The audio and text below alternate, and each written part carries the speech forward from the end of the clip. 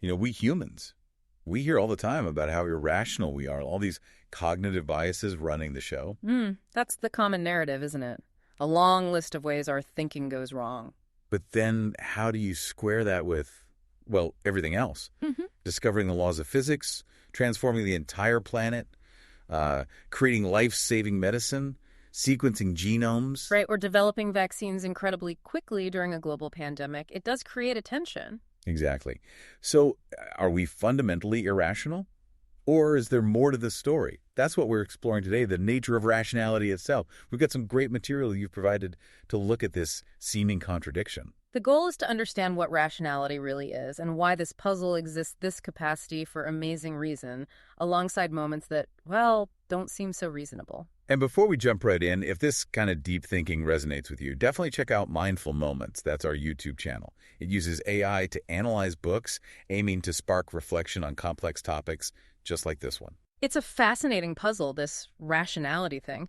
You have thinkers like Bertrand Russell, who famously said he searched for evidence that humans are rational animals but hadn't found any yet. It's a bit harsh, maybe. Well, and Spinoza pointed out how much we admire people who critique the human mind's weaknesses. There's a long history there. It is pretty ironic, though, isn't it? Given we literally named our species Homo sapiens, the wise human. Wise human, yes. And you have to admit, when you look at what we've figured out about the universe or how we can mobilize against huge crises, maybe the name isn't completely off base. It suggests a capability, at least. Absolutely. And this isn't just a modern thing either. Think about hunter-gatherer societies like the San people and the Kalahari. Until quite recently, their whole way of life depended on what you could genuinely call a scientific mindset. We often have this image of, primitive cavemen, but that's really not accurate. Not at all. Their survival hinged on sharp observation, logical deduction. It was incredibly sophisticated. Right. People like Louis Liebenberg have documented this stuff.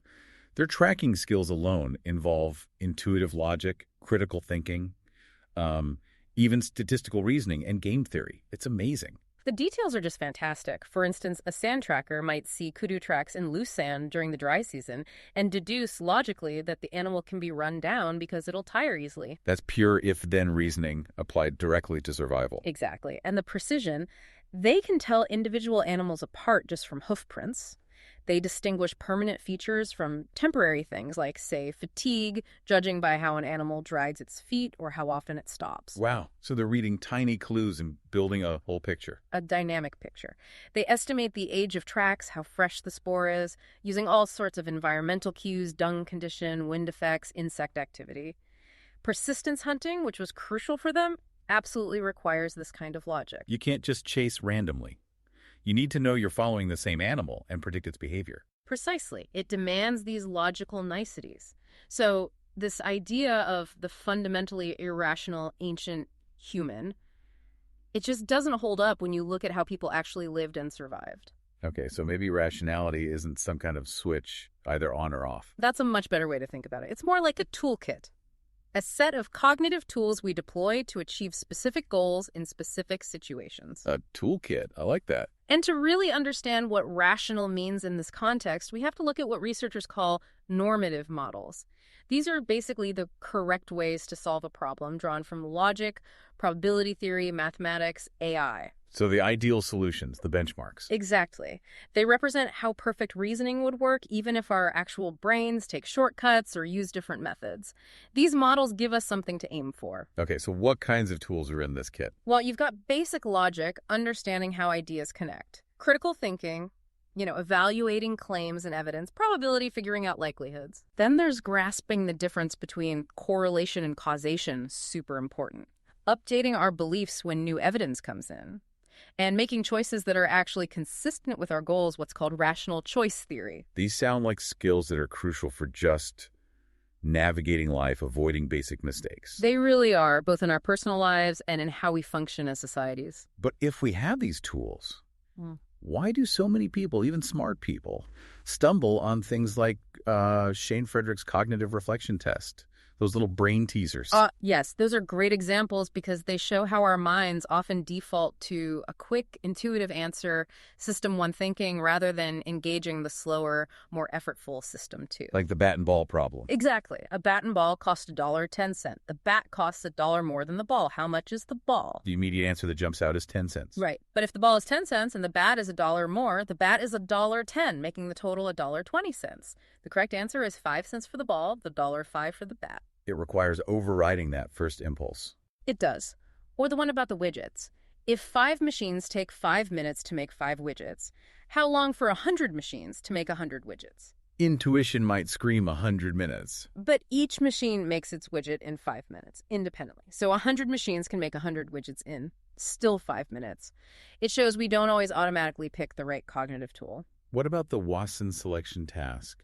That one also seems to trip people up depending on how it's presented. That's another classic. It really highlights that our reasoning isn't purely abstract, content-free logic, especially when we haven't been formally trained. How does it work? In the standard version, you have cards with letters and numbers, and a rule like, if a card has a D on one side, it has a 3 on the other.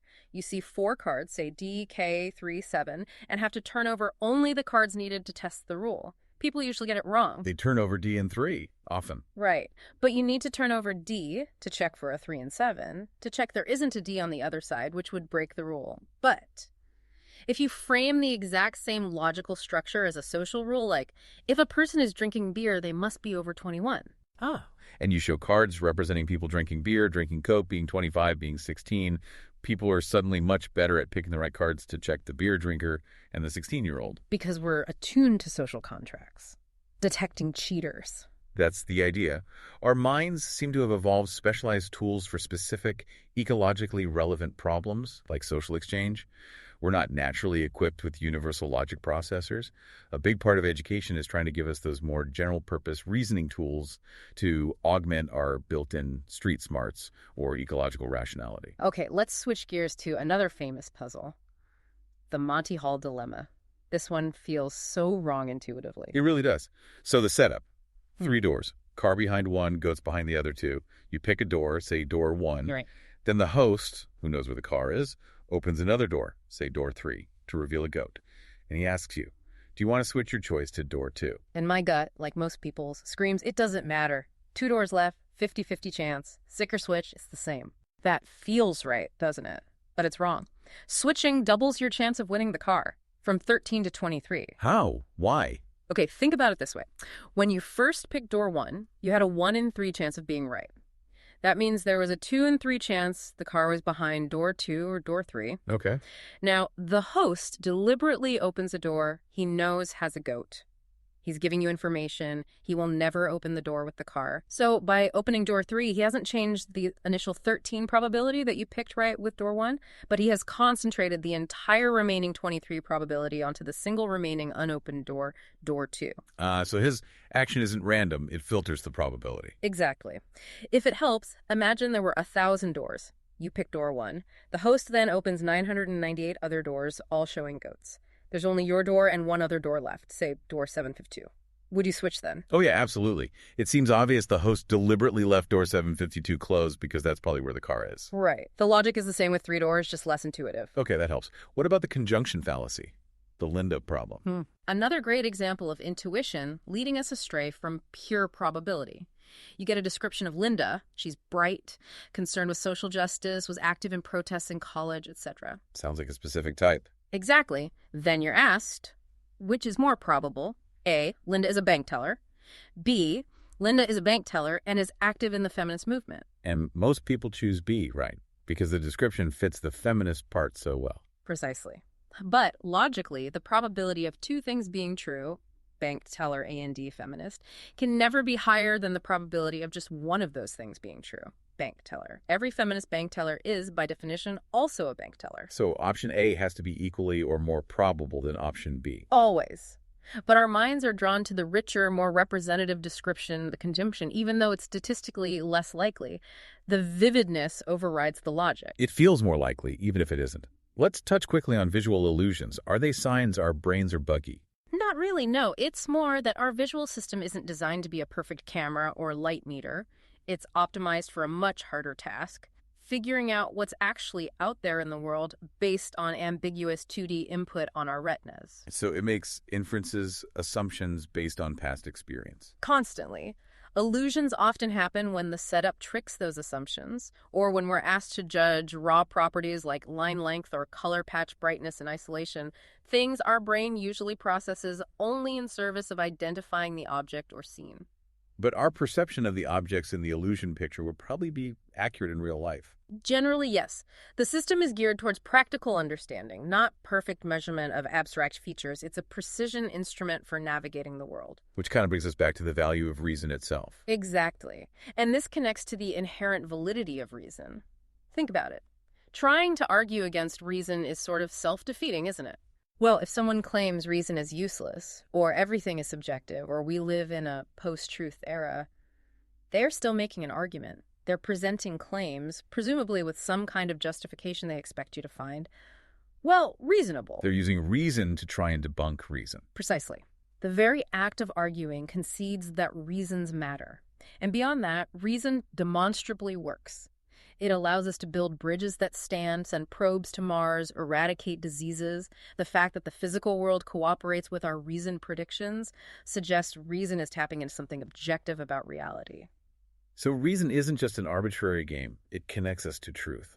That's the strong argument for it. It's a tool, a powerful one for achieving goals in the real world. Which leads nicely into David Hume's famous idea about reason and passion. Yes. Hume said, reason is and ought only to be the slave of the passions. Which sounds dramatic, but what he meant was... that reason doesn't tell us what to want.